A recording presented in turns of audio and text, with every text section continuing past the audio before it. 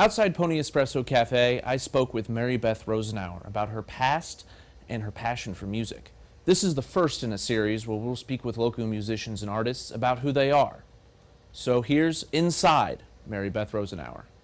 Your parents both committed suicide, right? In so many words you could say that. It's a little bit difficult with my mother, and I don't really ask about it a lot, and we don't really talk about it a lot.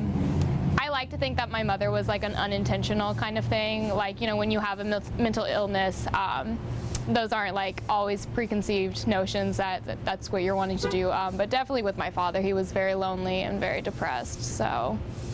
And as part of that, you do things in the community to kind of erase that stigma of mental illness. Definitely.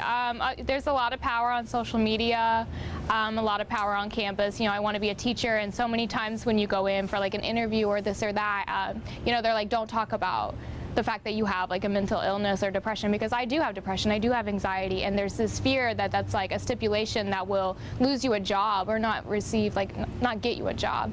And so just trying to like open up a forum so people aren't afraid to talk about if they have an issue or something.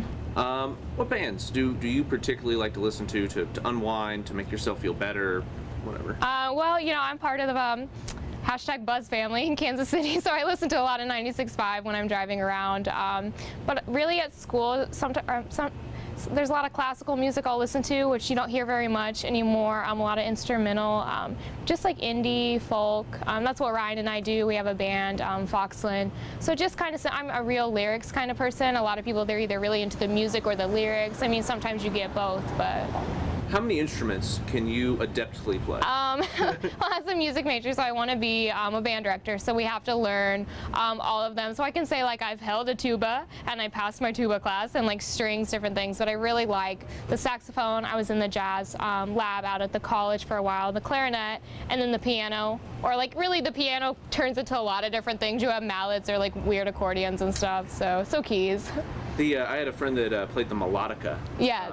That's the weirdest instrument I've ever seen. I have one, or I had one. Who knows? Sometimes when you're a musician, like they get lost, and you're like, I don't even know where it's at until I need it, until the song calls for it. You lose your instruments? Sometimes. Well, musicians, especially in St. Joe, they lend out different instruments to people, and so it's kind of hard to remember like where something might be at any given moment. Check back next week for another Inside segment, and if you have any suggestions on who we should interview, hit me up on Twitter below.